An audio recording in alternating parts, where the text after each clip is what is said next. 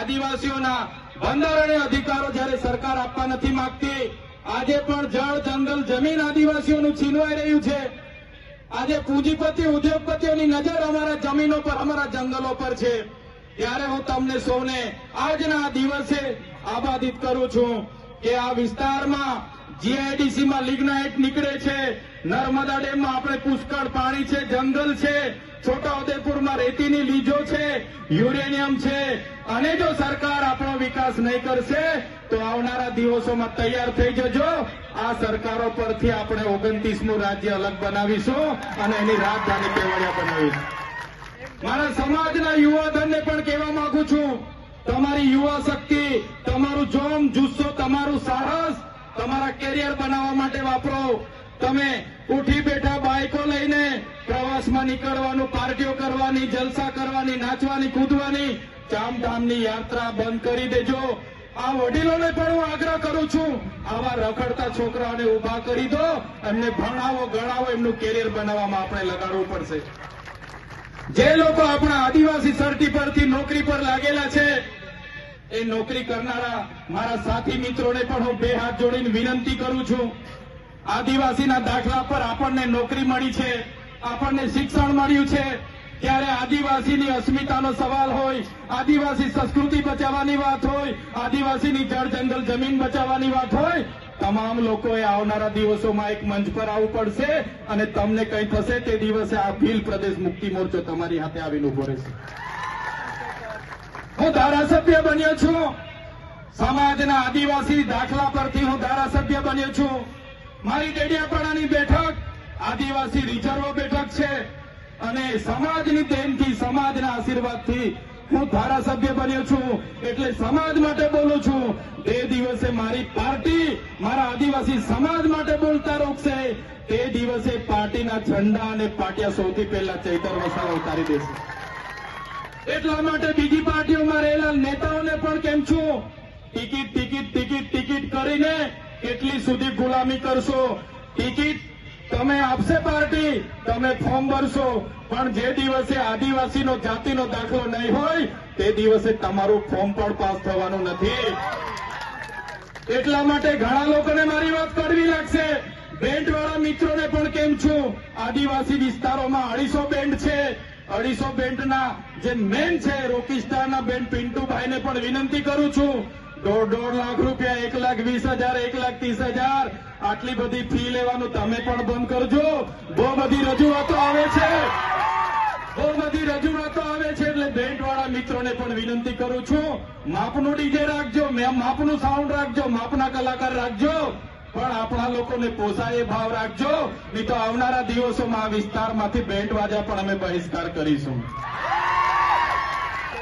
મારા યુવાન મિત્રો, 11 વાગ્યાથી નાચવા પડો છો, 5 વાગ્યા સુધી નાચો છો, કૂદો છો. કુદરતની દેન છે આદિવાસીઓ પર. આખી રાત નાચશે પછી પણ થાકશે નહીં. પણ નાચવાની સાથે સાથે તમારું લક્ષ્ય શું છે, તમારો ધ્યેય શું છે, એ તમારે નક્કી કરવું પડશે. અને અહીંયા વડીલો, માતા બહેનોને પણ વિનંતી કરું છું, તમારો છોકરો આઈફોન લઈ માગે, કેટીએમ લઈ માગે, R1 લઈ માગે, જે પણ લઈ માગે, એને તમે પહેલા ભણાવો, ગણાવો, એને એની કારકિર્દી બનાવો, પછી એને તમે તમારી બાઇક લઈ આપવાની, 4 વ્હીલ લઈ આપવાનું હોય તે કરજો. પણ આપણા બાળકોને શિક્ષિત કરવાની જવાબદારી આપણી બધાની છે. મિત્રો, આદિવાસીની પરંપરાઓ, આદિવાસીની સંસ્કૃતિ, આદિવાસીના રૂઢિ પ્રથા, આદિવાસીની પૂજા વિધિ, હમણાં મહારાજે કીધું, ભગવાન એટલે કોણ? ભ એટલે ભૂમિ, ગ એટલે ગગન, વા એટલે વાયુ ને ન એટલે નીર. ભગવાન, જેનાથી માનવીનું જીવન અશક્ય છે, જેના વગર આપણે જીવી નથી શકતા, એ ભગવાનની પૂજા કરતો આદિવાસી સમાજ આવ્યો છે. એ પ્રકૃતિની પૂજા કરતો આદિવાસી સમાજ આવ્યો છે. આદિવાસી સમાજ આજે પણ સૂર્ય, ચંદ્ર, ગગન, ભૂમિ, પહાડ, પેડ, નદી, નાળાને પૂજનારો છે. આપણો માટણીયો દેવ, આપણી લીલીચારીનો દેવ, આપણો ગમાણ દેવ, વાઘ દેવ, હિમાલય દેવ આજે આપણે બધા ભૂલતા ચાલ્યા છે. પણ જે દિવસે આ બધું આપણે ભૂલી જઈશું, તમે આદિવાસી છો એ સાબિત કરવા માટે તમને અઘરું પડી જવાનું છે. યાદ રાખજો. આજે આદિવાસીઓ માટે દાખલા માંગે છે, સાબિતી માંગે છે. ત્યારે મારા તમામ વડીલો, યુવાનો, માતા બહેનોને વિનંતી કરું છું, નવી સંસ્કૃતિ, નવા રીત રિવાજો, નવી વિધિઓ આવશે, પણ આપણી જન્મની વિધિ, છઠ્ઠીની વિધિ, આપણી મરણની વિધિ, આપણી લગ્નની વિધિ અલગ છે. એ કોઈએ ભૂલવાની નથી.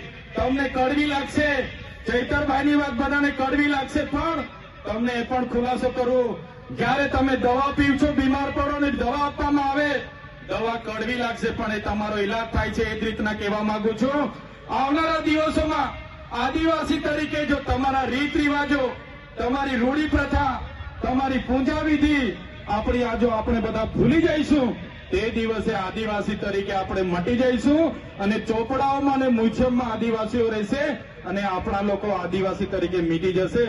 એટલા માટે આજે કેવડિયાની હાલત તમે જોઈ લો.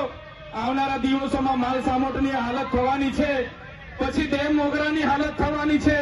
ત્યારે મારા તમામ વડીલો, તમામ માતા બહેનોને વિનંતી કરું છું, આજે આપણે ભીલ પ્રદેશ મુક્તિ મોરચા બનાવ્યું છે. આ માત્ર ડેડિયાપાડા કે વાલિયા ઝઘડિયા કે ભરૂચ માટે નથી. ભીલ પ્રદેશ મુક્તિ મોરચામાં તમામ યુવાનો, કર્મચારી, વડીલો, માતા બહેનો, ધર્મ સંપ્રદાયના ગુરુ હોય, તમામ કર્મચારીઓ આમાં આ બેનર હેઠળ આવનારા દિવસોમાં ગુજરાત, મહારાષ્ટ્ર, મધ્યપ્રદેશ અને રાજસ્થાનમાં આદિવાસીઓની સંવિધાનિક અધિકારની લડત ચાલુ થવાની છે અને એના માટે બધાએ જનજાગૃતિ માટે આ મંચ પર આવવું પડશે. પાર્ટીઓ ભૂલીને, સંગઠન ભૂલીને, તમામ લોકોએ ધર્મ સંપ્રદાય બનીને ભૂલીને આ ભીલ પ્રદેશના મંચ પર આવવું પડશે. ત્યારે જ આવનારા ભવિષ્યમાં આપણે ભીલ પ્રદેશ રાજ્ય બનાવીને રહીશું. મિત્રો, આજના મંચ પરથી કહીએ છીએ, અમે